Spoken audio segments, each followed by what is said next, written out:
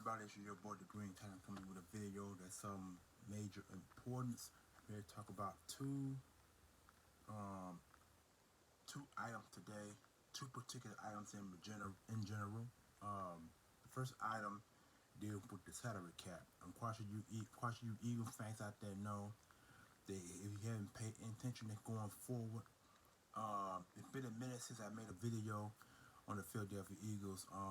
It's been what I think about a month, maybe two. I will say I'm gonna go with 1 month. It's been a month since I made a video on Philadelphia Eagles. Most of my videos have been mostly on comic books and other situations, but now end time is in it because of the fact is we're about to approach the new league year. We start in the week, I believe, and the salary cap has skyrocketed now. Last year it was 100 and I think 135, 140 million last year. This year it has skyrocketed from that price to 208 point I think 208.5 million dollars in salary cap space for all 32 teams in the NFL, which means that a lot of teams are now budgeting their salary cap for as players and for as franchise tags, yada yada yada. I just read on NFL, NFL with actually ESPN a minute ago. Some guy named Jesse had just got the franchise tag. I think he's the first player to receive the franchise tag this year so far. I haven't seen anything based on that. I don't think the Eagles are going to franchise tag nobody this year. I don't see anybody that's worth franchise tagging. And so, because most of the guys they got are still under contract for at least another year or so. And so, the players that are getting franchise tags are either restricted free agents or guys that are free agents about to become this year. So, we all know franchise tags are based on players or both players and teams, or better yet, both sides try to come to an agreement on a new deal or new long-term basis. And if it's not worked out, then the player will get either one of the two tags. One tag is called a transition tag, and one tag is called the franchise tag. And so, um, I can't recall the last time the Eagles used the franchise tag on somebody. I want to say it was Jeremiah Trotter. I think Trotter was the last Eagle that I can recall that had the franchise tag, and that was back in 2002, I believe. Andy Reid was the last coach to use that, and I can recall the Eagles used the franchise tag on no player ever since. Um, some teams don't use the franchise tag. Some team does, because both sides are able to come up with a new contract early and often. And when they come to a new contract, they actually can't sign that new deal until either uh, either after the draft or somewhere between April and June. And when teams are able to sign these new contracts, because see, one thing about the franchise tender, you can the franchise tender, it works on both ways. You can sign it and to work on a new contract moving forward, or you can wait until training camps begin, because that's around the time when players will sign franchise tender. They don't sign it. They won't sign doing OTAs or rookie mini camps, yada yada yada. Now the rookies have to sign their new contracts off the bottom when they're offered, but a veteran player can wait until as long as they want before they sign their franchise tender to work on a new deal. So like I said, the Eagles haven't used the franchise tag since 2002. That's the last time that I can remember that the Eagles used the franchise tag on any player. I think Trout was the last time, the last person to get franchise tagged. He's the last person I can recall. Um, Now, I just mentioned to you the salary cap amount for this year, and then I just mentioned the franchise tag between players and players, coaches, and teams. Like I said, I can't think of anybody that I could think that I can know that I know that's worthy of the franchise tag. I can't think of it because because the Eagles have worked out new contracts for 4 new players this offseason. Now, I'm gonna say this: if they hadn't worked out these new contracts with these players, because remember the guys who received these new contracts were the 2018 draft class. That was the last players lab, and that was the last year going to this year alone that had received new contracts. Now, 2019 will get new contracts next year, not this year, next year. You know what I'm saying? So many things can happen going forward, and this is one of the standing points with the Philadelphia Eagles going forward. They don't. I don't think the Eagles don't plan on signing. Don't plan on. I mean, not plan on signing, but don't plan on franchise tagging any player. If they do, it'll be a surprise to me.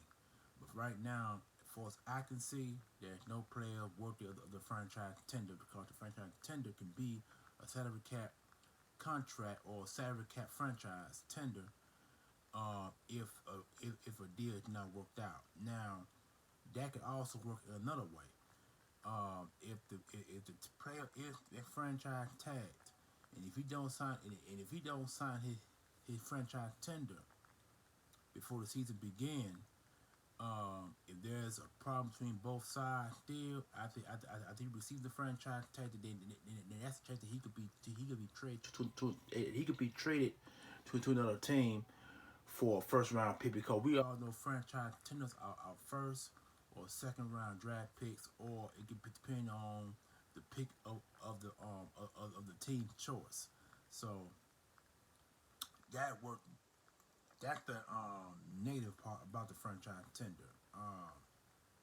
Or if the problem gets to a point where he don't like the franchise tender, and he feels that he could be a problem to the team, then the team can waive the franchise tender, and they give that player a chance to be a free agent, and he can sign with another team without the team that originally removed the tag can actually get any compensation for it. So that's the problem with the franchise tag. That's why a lot of players don't like the franchise tender. Now they probably take it the first year, but for the second and third year tenders, they ain't going for it. You know what I'm saying? Because see, it can lead to a problem. I think the last player that I can remember getting 2 franchise tenders was the former Washington Redskins quarterback. And I did say Washington Redskins. This the time when they drafted quarterback.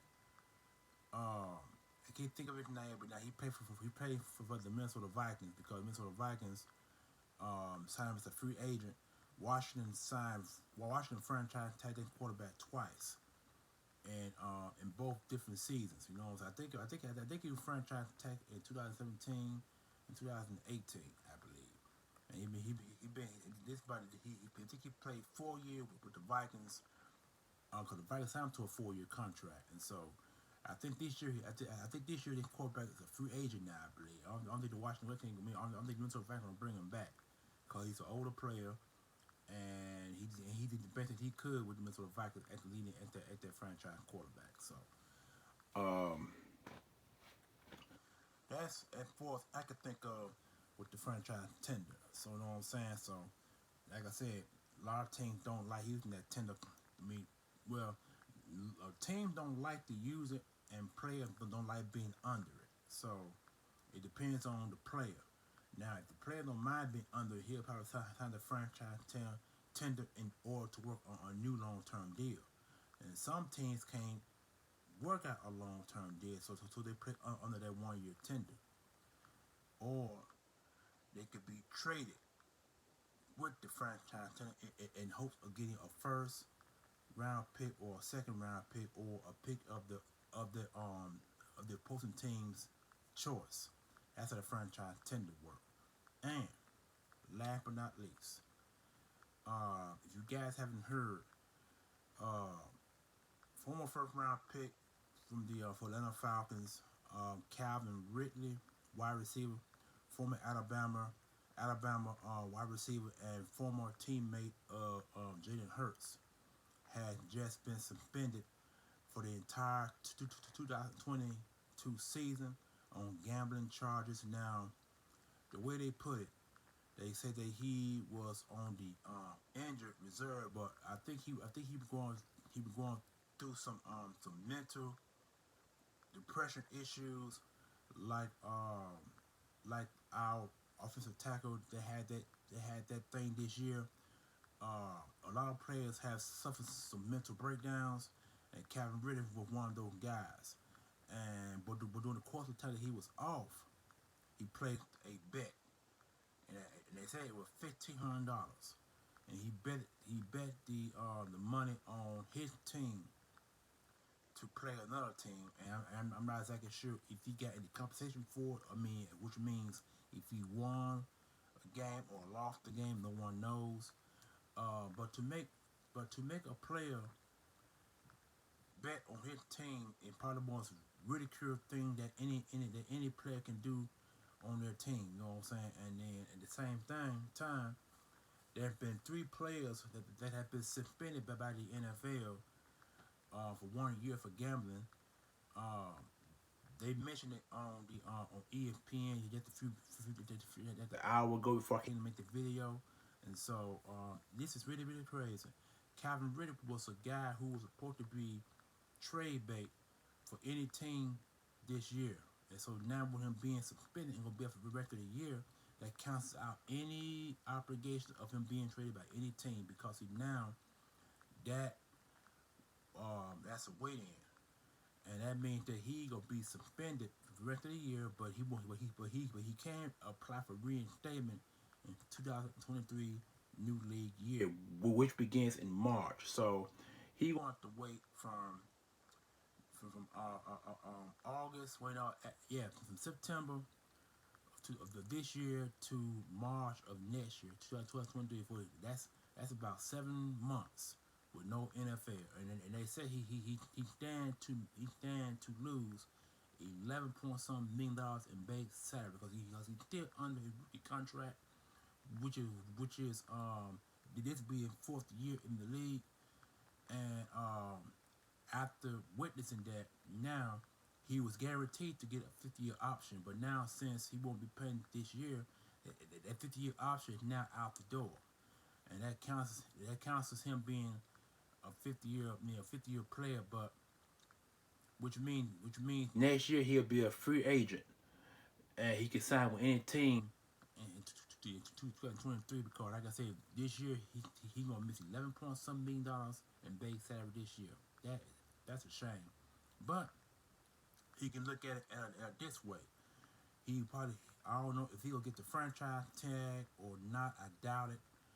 Um, for next year, which means he will be a first round pick free agent that can sign with any team next year. But this year, he won't be signing with no team because he is now suspended on gambling charges by Roger Goodell, and that also puts him on the exempt list too, and that's and called the commissioner exempt list.